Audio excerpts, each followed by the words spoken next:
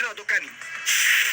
କିନ୍ତୁ ହଠାତ୍ ସେହି ପିଆଜ ଭିତରୁ ବାହାରିଲା ପ୍ରଭୁ ଜଗନ୍ନାଥ ଆଉ ସୁଭଦ୍ରାଙ୍କ ଛବି। ଆଉ ତାକୁ ନେଇ ଏବେ ସାରା ଅଞ୍ଚଳରେ ଚହଳ ପଡ଼ିଯାଇଛି।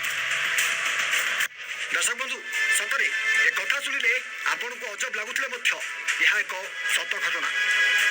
ପିଆଜ ଭିତରୁ ବାହାରିଲା ଜଗନ୍ନାଥଙ୍କ ପ୍ରତିଛବି। ପୂର୍ବରୁ ଆପଣ ଶୁଣିଥିବେ କେତେବେଳେ ମାଂସ କଟା କାଠରୁ ଜଗନ୍ନାଥଙ୍କ ଛବି ବାହାରିଥିଲା ତ, ପୁଣି କେତେବେଳେ ପରଟାରୁ ମହାପ୍ରଭୁଙ୍କ ଚିତ୍ର ଦେଖିବାକୁ ମିଳିଥିଲା।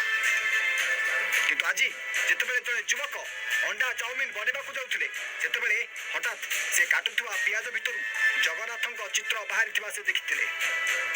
ହଁ ଆଜ୍ଞା, ରାସ୍ତା କଡ଼ରେ ଫାଷ୍ଟଫୁଡ ଦୋକାନ ପକାଇଥିବା ବେଳେ ଆଜି ଏହି ଯୁବକଙ୍କ ସହିତ ଏମିତି କିଛି ଘଟିଯାଇଛି, ତାହା ଆପଣ କ'ଣ ଯିଏ ମଧ୍ୟ ଶୁଣୁଛି ସିଏ ଆଶ୍ଚର୍ଯ୍ୟ ହେଇଯାଉଛି। ଯୁବକ ଜଣକ ସବୁଦିନ ଭଳି ଆଜି ମଧ୍ୟ ନିଜର ଠେଲା ଗାଡ଼ି ଧରି ନିଜର ଚାଉମିନ ଦୋକାନ ଖୋଲିଥିଲେ। ଆଉ ସବୁଦିନ ଭଳି ଅଣ୍ଡା ଚାଉମିନ ତିଆରି କରିବା ପାଇଁ ଘରୁ ଆଣିଥିବା ସେହି ପିଆଜକୁ କାଟିଥିଲେ। ଦର୍ଶକ ବନ୍ଧୁ, ଆପଣ ଶୁଣିଲେ ଆଶ୍ଚର୍ଯ୍ୟ ହେଇଯିବେ। ସେହି ପିଆଜ ଭିତରୁ ଜଗନ୍ନାଥଙ୍କ ଛବି ବାହାରିଥିଲା। ଆଉ ସେଇଠୁ